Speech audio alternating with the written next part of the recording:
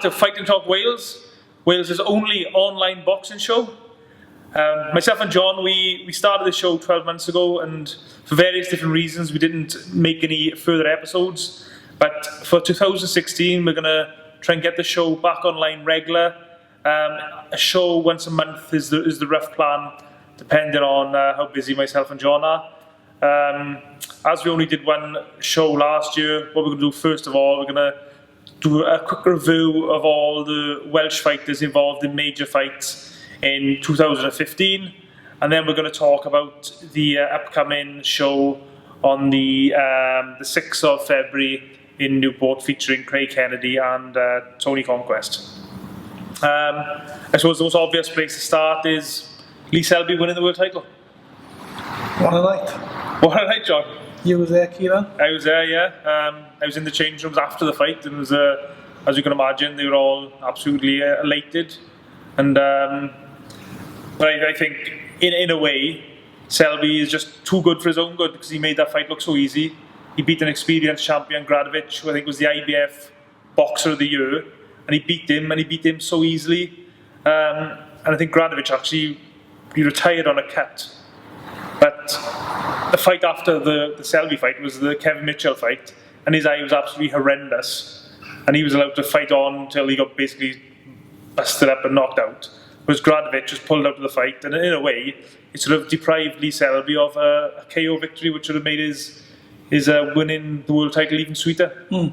What was it like back in the changing rooms? What was the atmosphere like, and the adrenaline? Oh, it was amazing. Just everyone was sort of shaking hands and taking pictures, and Lee was there with his belt, and it was just great. It was great atmosphere, and there's various different media people there doing interviews with Lee, and you could see Tony Borg. He had a little smile on his face, which is a story in itself.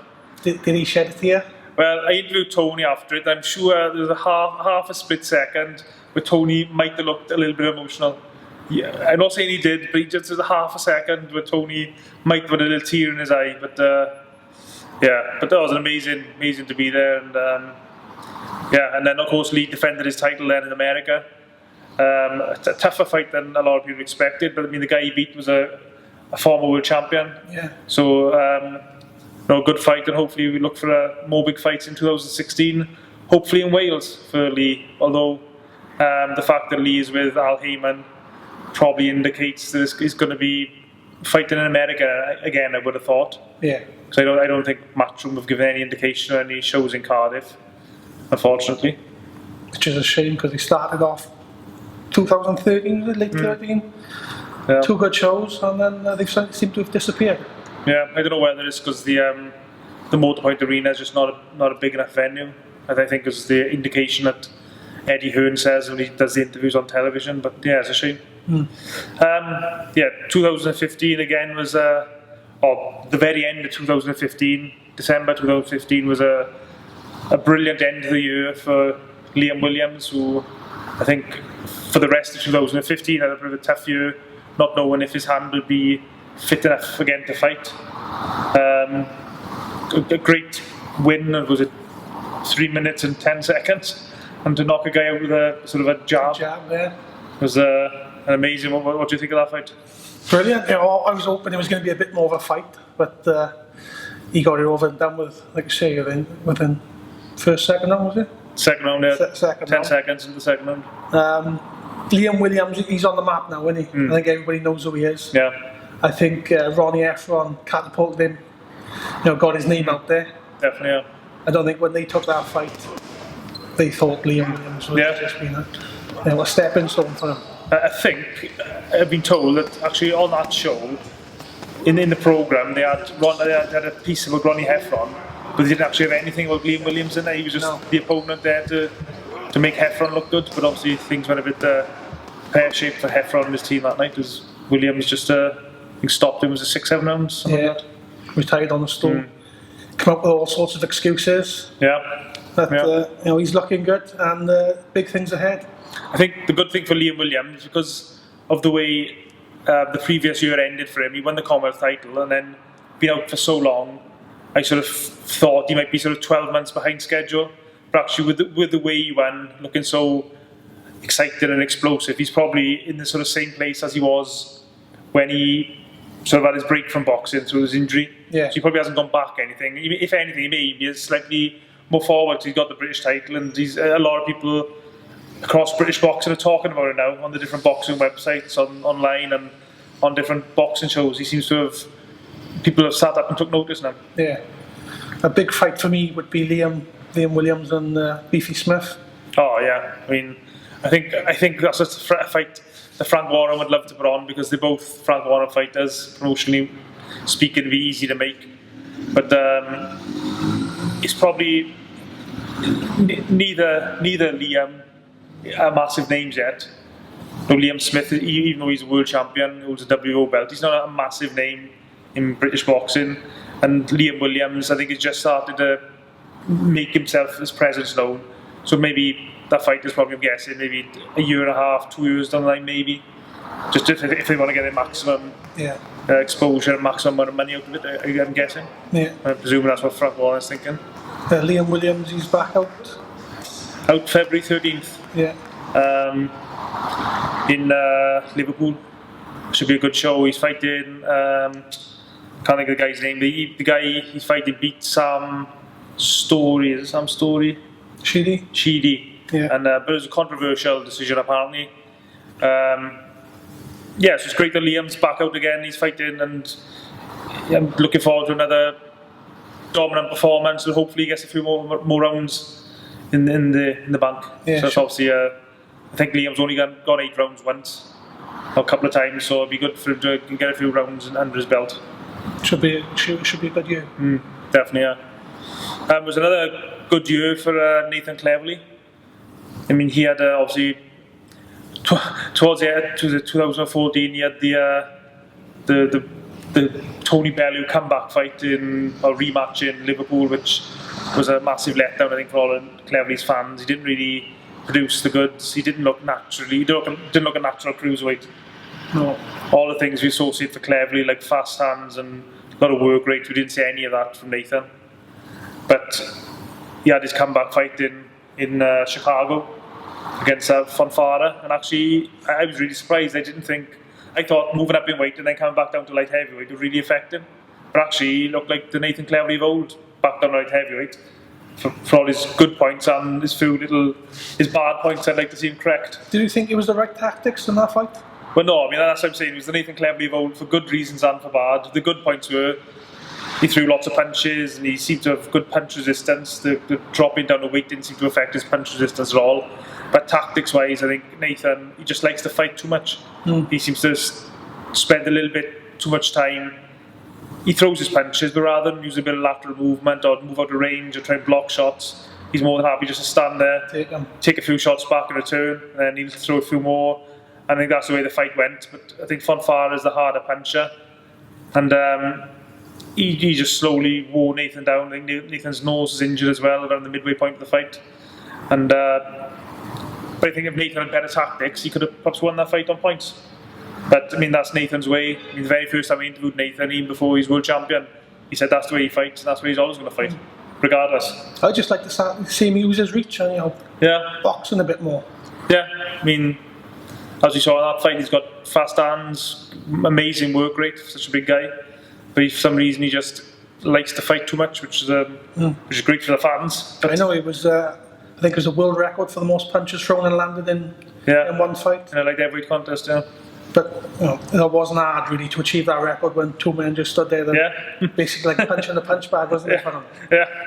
Yeah. I mean, like I said, it was great for the fans, but unfortunately, I would just like Nathan to have moved a little bit more, just be a little bit more sensible. I think he possibly could have got the win, and then he might be. If he'd have won that fight, he'd be possibly looking at a world title fight the first half of 2016. Whereas now he's sort of not back to the drawing board, but he's probably at least 2 fights away from getting a world title shot, I would have thought. But the good news is Nathan's back in the light heavyweight division, and he's sort of certainly within the top 10, I would have thought, in the world. Have you spoken to him since that last fight? No, I haven't spoken to him. I tried to arrange a few interviews, but for various different reasons, they didn't. They didn't come about. So, any news of when he's going to be out next? No, I haven't heard anything. I've heard that they got a few plans for him, but beyond those plans, I'm not sure what.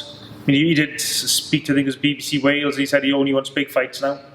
So I'm guessing big fights will be guys like Bramer. A rematch of Fonfara, that was a great fight. I'm not sure if Fonfara would want it, though. There's still the fight out there with Enzo Maccarinelli. I'm sure Welsh fans would love to see that. So there's lots of options for Nathan. There's a lot of good, exciting fighters around that weight division. So I'm sure we'll see a lot of him in 2016. Yeah, you mentioned Enzo Maccarinelli there, Key. He was obviously in a big fight out in Russia against the legend, Roy Jones Jr.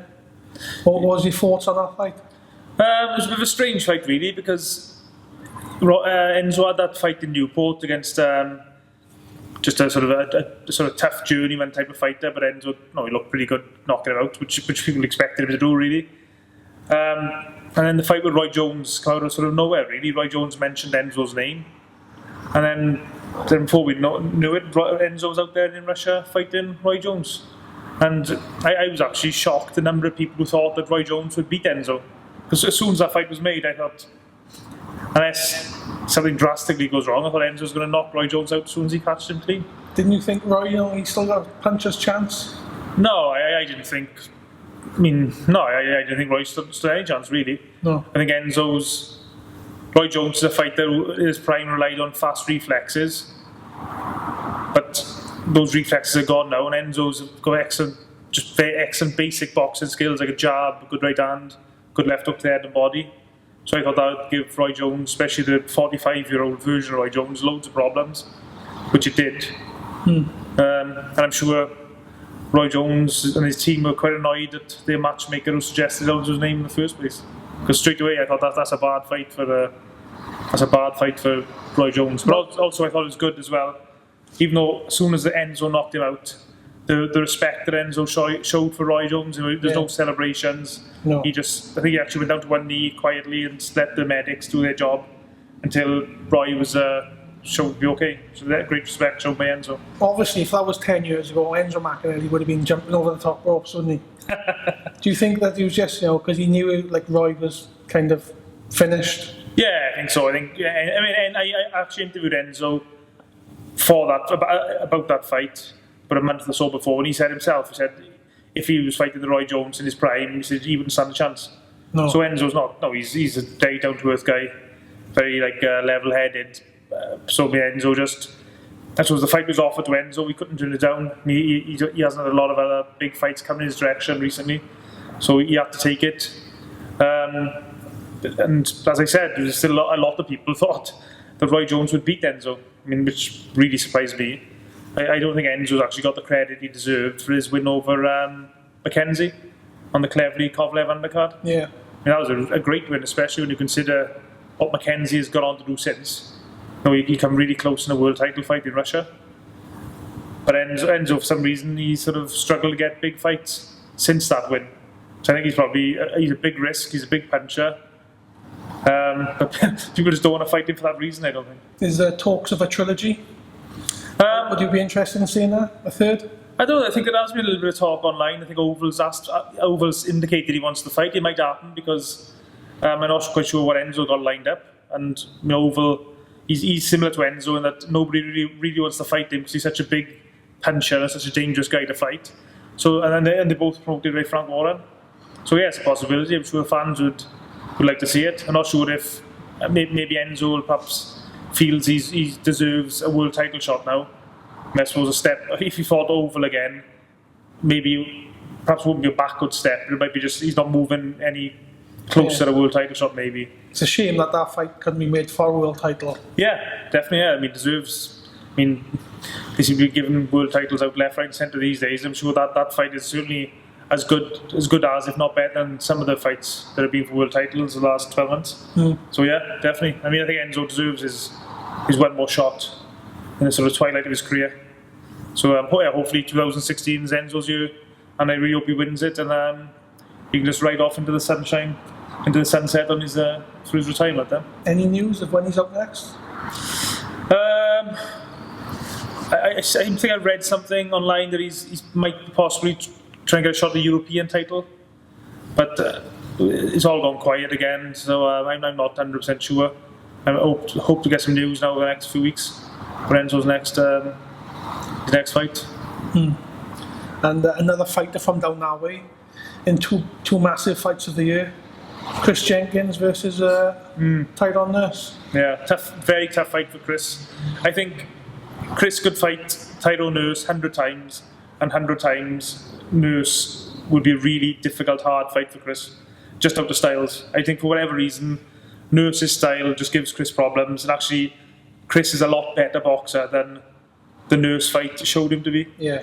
I think a bit like Muhammad Ali, whenever he fought Ken Norton always gave Ali problems, even though Ali was by far the better fighter.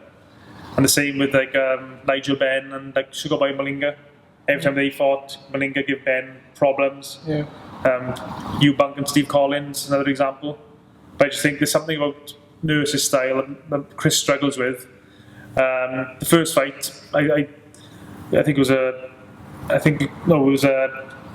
some people had Chris winning, some people had Nurse winning, and this was the same with the second fight. But I think if I was in charge of Chris's career now, I'd just say forget about Nurse, even if you got offered a third fight. I'm sure the fans would love it because they're both exciting fights. But if I was in charge of Chris now, I'd say look, just let's forget Nurse, let's go score a different direction. Maybe fight for the Commonwealth title or one of the other various international belts out there, and try and go a different route. Because I think Chris is still an excellent fighter with a lot to offer, but style-wise, just the wrong style for Chris. And I got... Sorry, go on now. Yeah. Thing is with Nurse, he's got a style like Mayweather, and whoever fights Mayweather, they just look ordinary. And it's the same with Nurse. He's got such an awkward style. He makes you look ordinary. Yeah, definitely. So, like I say, Chris didn't look as good as what he is, and it did make things awkward for him. Yeah. He did drop him in the second fight. Yeah. I thought it was going to be all over. Nurse, full credit to him. Yeah, straight up on his feet. His legs looked to be there straight away, and he straight back into the fight. Yeah, Nurse did really well to get back up from that punch because he went down very heavy. I think he held onto Chris's legs as he was going down, which gained him a couple of extra seconds, but that probably didn't make any difference. He did really well to survive and went on to get the judges. Was you thinking the fight was going to be over then? Oh yeah, I thought that was the breakthrough Chris needed. Just how heavy he went down more than anything. Yeah. And of course you filmed a documentary with Chris this year, which is an excellent documentary, a half-hour film. What was that like, spending time with Chris and his missus and his children? It was good. It was most people who see Chris for 5 minutes or whatever on these little interviews and stuff, especially when he's on IFL TV, he comes across as a nutter, which he is. But it was just nice to spend the day with him and his family, and show a different side to him, the more serious side. And it was good. Enjoyed it. So how long did that take you to make? Would you say how many hours you were into it? Oh, I wouldn't like to say. Obviously, I was down there for the day filming. It was actually a couple of months before I could even think about getting my head into it because I knew the task ahead. But when I actually got going, it wasn't too bad. It wasn't as bad as what I thought. Have you spoke to Chris since the second Nurse fight? Yeah. How was Chris feeling about you now, looking back on it? He feels he won it. He done a little interview because he come to support our little our amateur boxing show. He feels he won the fight. I think Ed Ewan have said, he tweeted that it was close, another close fight. It was just one of them fights when it could have went either way, kind of thing. Yeah, be interested to see who Chris fights next in 2016. Yeah, because I think there's no point going back to sort of journeyman now. He needs to be fighting another biggish name. Well, he's proven he's there now. He's at that level, and he's in the mix, isn't he? Another West Wales boxer who had an up and down year was Dale Evans. He had a last-minute fight against Sam Eggington. Yeah. Lost on points, but again he had Eggington down in one of the early rounds, and it was such a heavy knockdown. I thought that was the fight over. But what a shot! Yeah, what a shot! But he just wasn't. To be fair to Eggington, he done excellent just to survive the round. Yeah, I feel sorry for Dale Evans because, like I say, he didn't have much notice going into the fight. I know his training is awkward for him because he's all the way down in Carmarthen way. I think he's working. he's trying to get sponsors to travel back and forth, and things ain't easy for him. But he took that fight short notice, and he was there till the end. And I'd like to think if he'd had a good training camp for that fight, that fight would have been his. I think Guy Lockett has said as well that with Dale is only interested in big fights. He's not interested in fights against journeymen or just a fight to sort of get a 6 round under his belt. He only wants big fights against big names. Yeah. So we can expect to see Dale in action again. Hopefully another big fight. Hopefully a rematch. Matchroom got quite a few shows coming up now over the next few months. So hopefully Dale, Evans, Egerton rematches on one of those. Be brilliant. Craig Evans from Blackwood. In 2015, he had a record of 3 fights, 1 loss and 2 draws. But I don't think that really tells the full story, because those 3 fights he had was against Cadell for the British title, and 2 fights with Stalker for I think it was a WBO European belt. And there were 3 very close fights. And what do you think, John? Should he have even moved up in the first place to fight Cadell? Yeah, that's a good question. In my opinion, no. He's small, isn't he? But is he struggling to make the weight? I don't know. No, well, you don't hear any stories about him struggling to make the weight. I think it was just a fight that was easy to make. Again, they both promoted by Frank Warren, so it was an easy fight to make. And it was obviously an exciting fight after the first one. They thought, we'll do this again. But I think, just going back to the Cadell fight, it seems that happened in May on the Selby Gradovic undercard. I was ringside that night, but it seemed to me that Craig Evans looked the far superior boxer, but just didn't do enough. No. When he decided to throw his punches, he was looking brilliant. When he was letting his punches go, he was like something else. But like you said, he wasn't doing enough in the fight, and he was taking too many shots. Which his chin he's probably got one of the best chins in the business after seeing these 3 fights. But that's not something you want to be doing. No. And for me, the weight is wrong. You could see Cadell, he looked the much bigger person in there, and probably in the ring, he's probably close on a stone heavier. Yeah, I'll fight like that. To be taking shots like that off somebody who's a stone heavier, yeah, it's not something you want to be doing. But Craig Evans, he's a super talent. Yeah. I just like to see him back fighting at his natural weight, and I don't think anybody could beat him really at his natural weight. In Britain, yeah. With a good training camp. Yeah.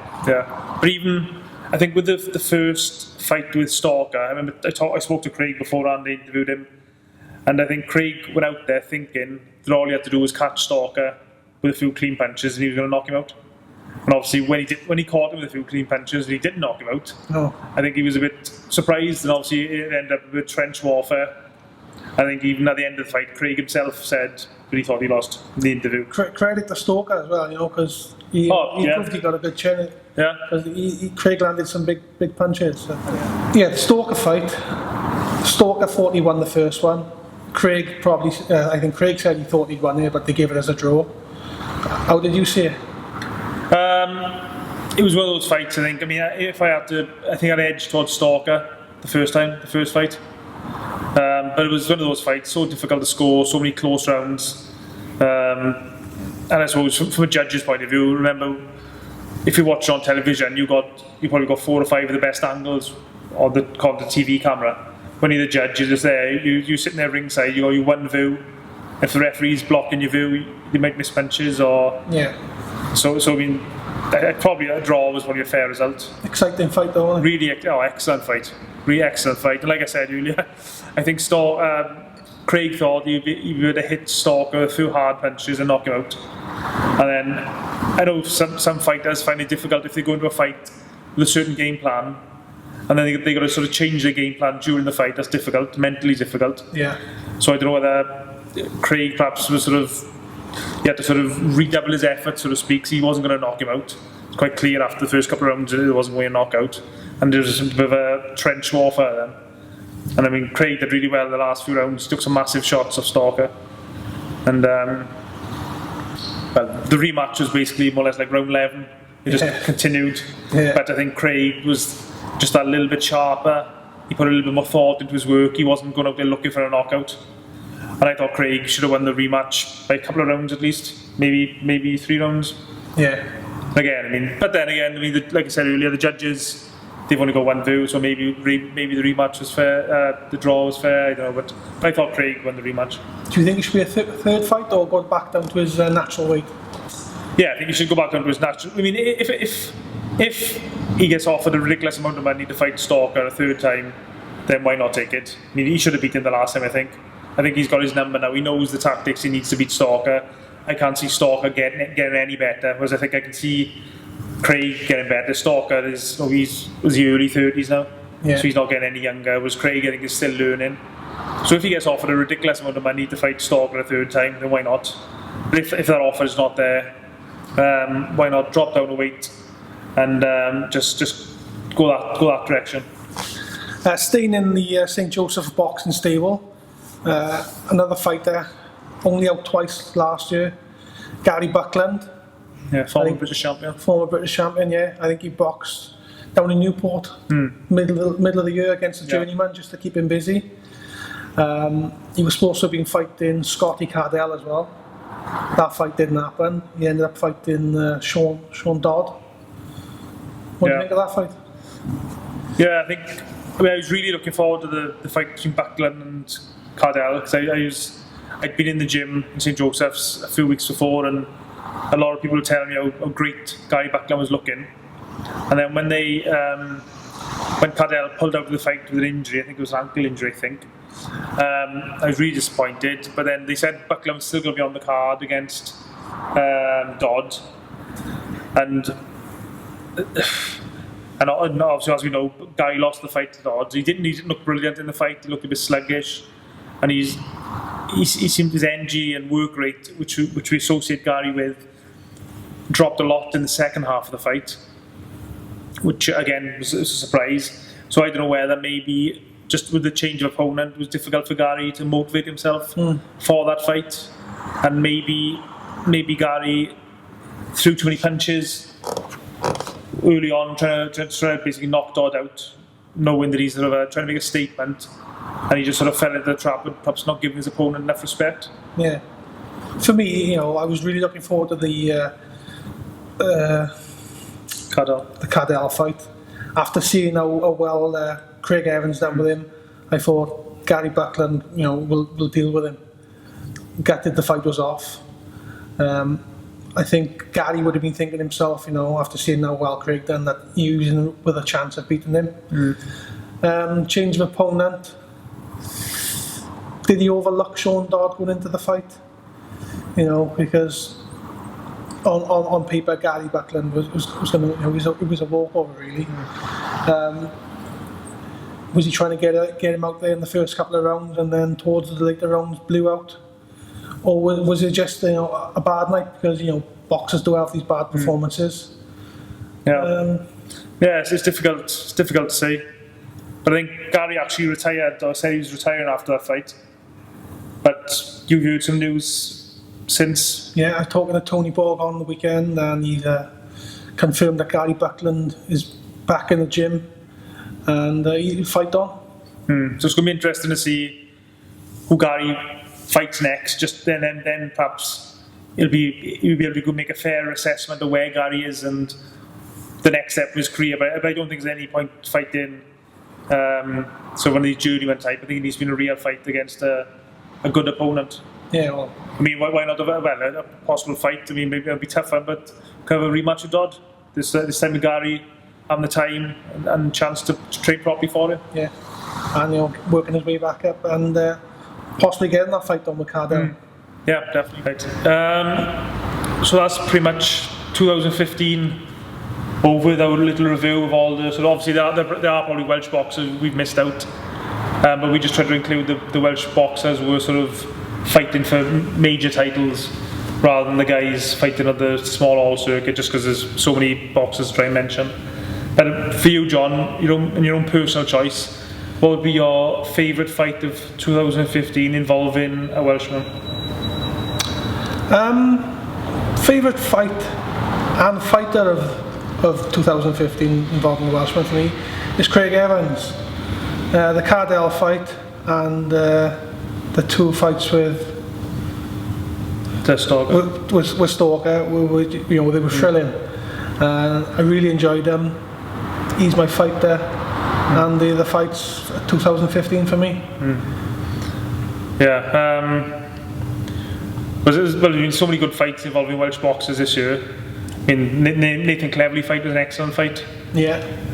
Lee Selby winning the world title, even though the fight wasn't a classic fight as such. I mean, it was great to watch that.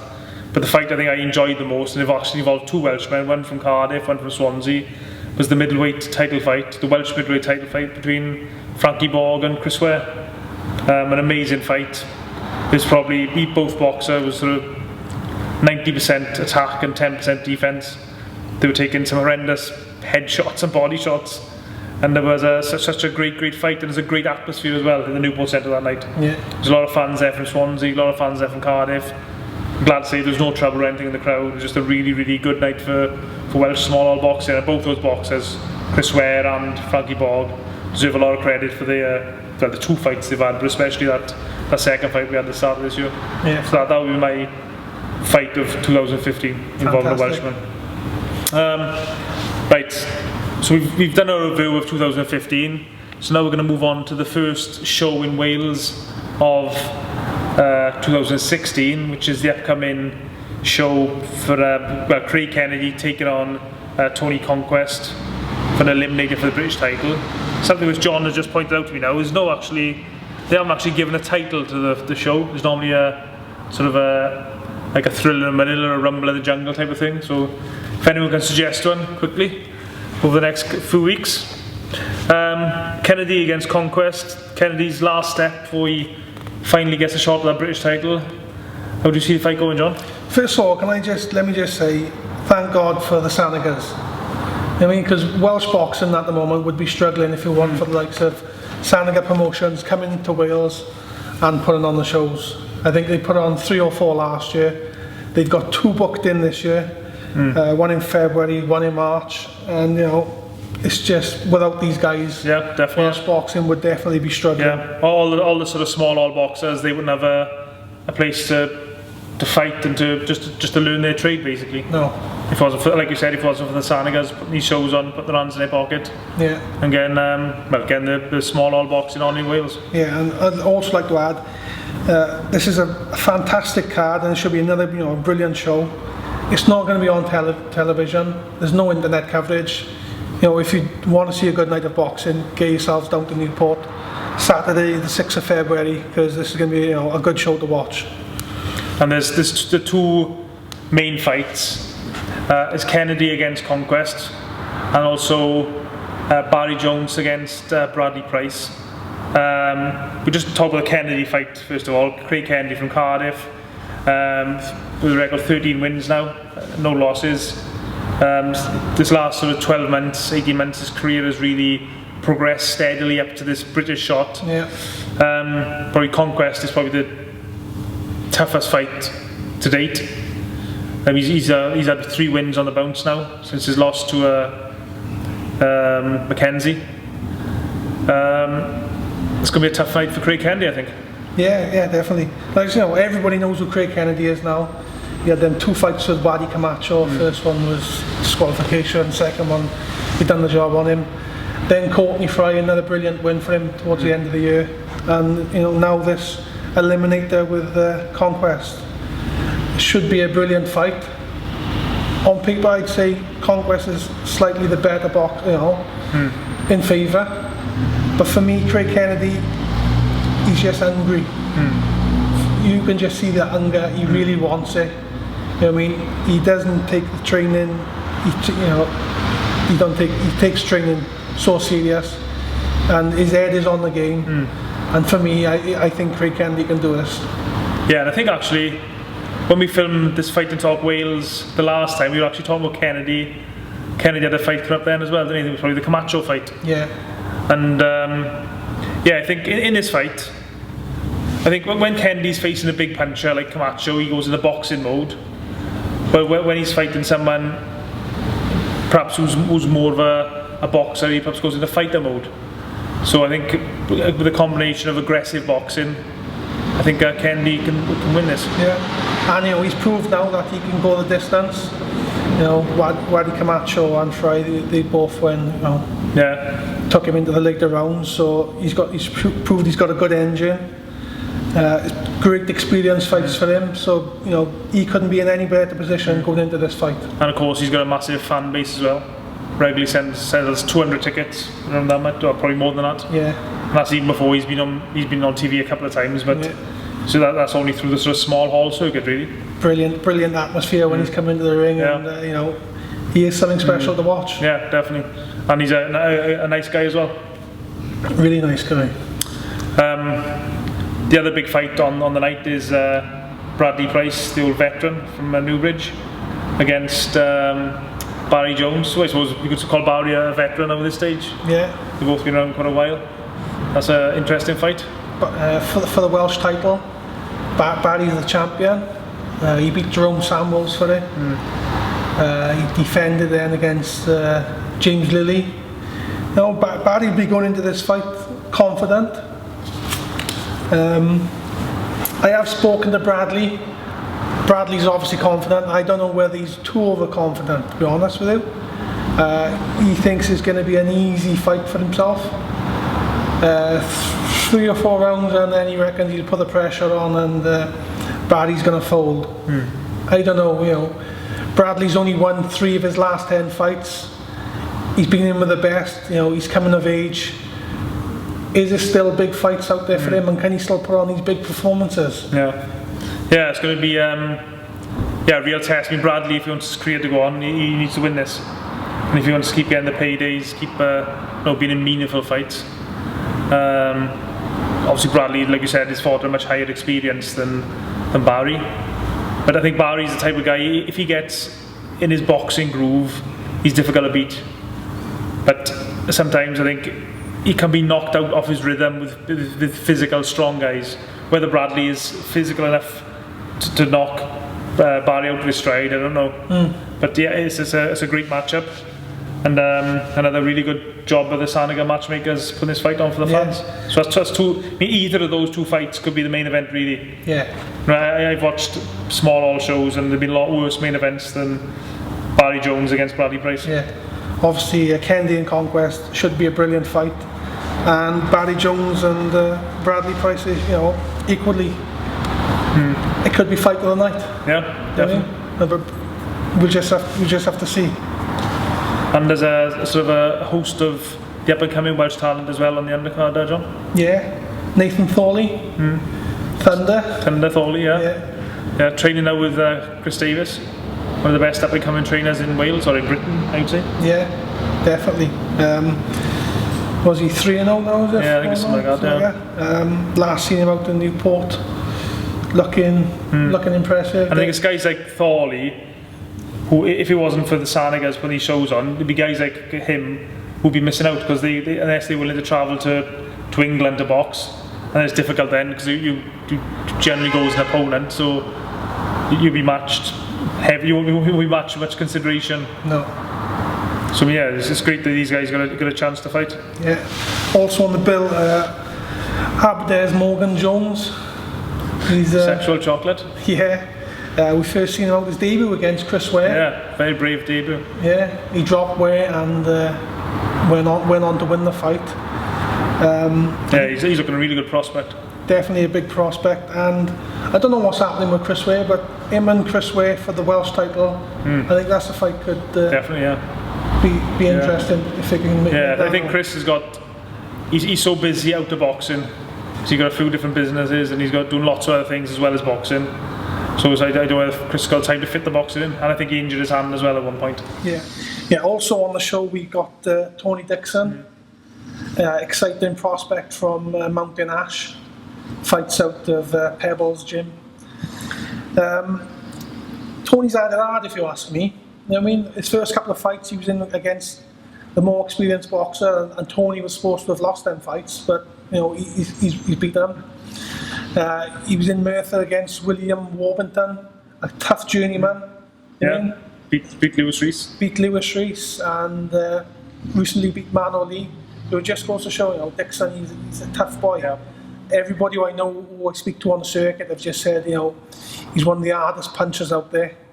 He's just rugged and tough. He's exciting to watch. And I think he's in against a tough guy. Yeah. So, that's going to be another fight to look forward to. I think it's over 6 rounds. Right. So that should be a big fight. Also on the card is Jermaine Assar from Merthyr. His career seems to have, it's been a bit stop-start. He'd have a fight, then we wouldn't see him for a while, then he's back in. But he seems to have getting a bit of a roll now and out of regular. Hopefully he'll get another win. In some of his fights, he's looked like he's been puffing and panting a little bit, but hopefully we have a strong performance from Jermaine. I will say, man, in his last fight, I was impressed because that Elvis dude who he boxed, he's a good boy, and I think he took he took Tobias Webb 10 rounds. Yeah. And Jermaine looked good against him. So if Jermaine can keep on progressing, that's another a big Welsh fight. Yeah, definitely. Yeah. Tobias Webb and Jermaine. Yeah. But he's definitely a prospect. Yeah. He's with Darren Wilson. He's probably having really good sparring with Nathan Cleverly and whoever else they're bringing in. Yeah. So definitely one to watch. And last but not least is a female bout on the card. I think it might be the first female bout in Wales. Or the second. Ashley Brace. Ashley Brace, yeah. She boxed in 2015 and she on the last Saniga show. Yeah, so it's the second female bout ever to take place in Wales, as in the pros. She's progressing in her career. I suppose it must be quite difficult for the Sanigas to match, get opponents for Ashley at this stage of her career. Yeah, I know they're bringing over a lady from Spain. I seen her first fight. I'll be honest, I don't like watching women boxing, but she's definitely got talent. It's not like watching a woman box. She's got all the talents of a boxer. But I just didn't like to see the woman on the receiving end of her in her last fight. But I think it's come of her. Yeah, I think the more women there are on the circuit, obviously the higher the standard's going to be all the time. And it'll probably get to a point where it won't be sort of men's boxing or women's boxing as such. You'll just think of it as another boxer. Yeah. And I think it's getting that way, especially with Nicola Adams and the such like sort of progressing. I think women's boxing is going to be more and more popular all the time. Well, we're seeing it in the UFC now, so without doubt it's going to be happening in boxing. Yeah, so that about covers the show for the Saturday the 6th of February in Newport. As John mentioned, as of yet there's no TV deal in place, so if you want to watch an excellent show you'll have to get tickets, and through any of the boxers that are available on Facebook or Twitter, just contact them. You can get tickets off them. It's going to be an excellent night. I'm really looking forward to it. We'll hopefully catch up with everyone this time next month. We'll do our second episode of Fighter Talk Wales. And we would like to thank our sponsors, if we had any. So if you would like to sponsor the show, get in contact with myself or John. We're both on Facebook and we're both on Twitter. So just drop us a message. And any feedback on the show, send us a message. We'll put it on your Facebook wall or whatever. And we'll all catch you next time. Also, if you'd like to join us on the sofa, there is room if Ciaran moves over for another person. If you'd like to get on the show, whether you're a boxing fan, a trainer or a boxer, please get in touch, and hopefully we'll have you here sitting next to us for the next show.